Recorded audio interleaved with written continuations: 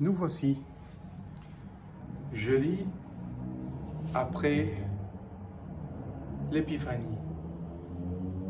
On célèbre l'Épiphanie et après, justement aujourd'hui, on va prier pour l'évocation à la vie sacerdotale et à la vie religieuse.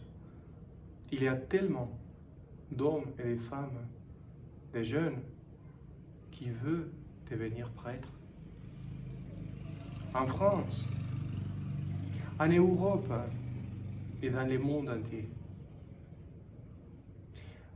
En Amérique, en Hispano-Amérique, il y a beaucoup. En Afrique aussi, au Moyen-Orient, Extrême-Orient, Philippines, partout dans le monde entier. On a besoin de prêtres, de religieux, de religieuses, qui donnent sa vie avec une véritable passion, un véritable amour. On va prier pour eux. Je vous demande, s'il vous plaît, aujourd'hui plus que jamais, priez pour Venezuela. Venezuela a besoin aujourd'hui plus que jamais de notre prière. Que le peuple de Venezuela puisse faire la volonté de Dieu. Que Dieu protège son peuple. Et aujourd'hui, l'Évangile va nous parler de Jésus qui arrive à la synagogue, qui prend le livre d'Isaïe et commence à dire, en lisant, « L'Esprit de Dieu est sur moi. Il m'a rempli pour faire la volonté de Dieu, pour libérer ceux qui sont dans l'esclavage, pour guérir, pour allumer les yeux de ceux qui sont aveugles. » Alors,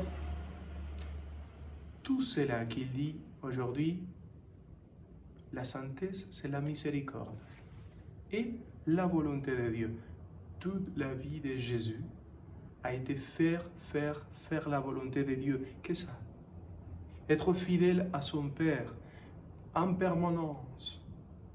Écouter la voix de l'Esprit de Dieu, entendre la force, la passion de l'Esprit Saint pour faire en permanence la volonté de Dieu, son Père, et être tout à fait d'une manière immédiate, unis à son Père.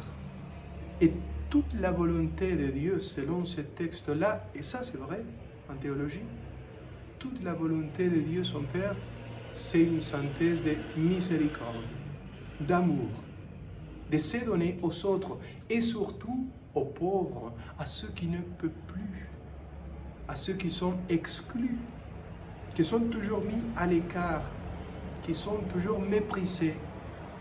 Encore aujourd'hui, il fait la même chose à travers vous, à travers toi. Tu fais la volonté de Dieu toujours que tu aimes celui qui personne veut aimer. Toujours tu fais la volonté de Dieu. Quand tu penses à l'autre et tu pratiques la miséricorde, tu vas vers l'autre pour le libérer, pour le sauver. C'est ça qu'il faut faire. Et il faut l'aimer. Aimer cette présence du Christ qui habite ton cœur, habiter avec lui, vivre avec lui, et l'aimer avec toute votre passion, tout votre amour. Il est beau et il remplit ton cœur de sa présence. Écoute-le, regarde-le, aime ton ami, Dieu, qui habite ton cœur. Au nom du Père, et du Fils et du Saint-Esprit. Amen.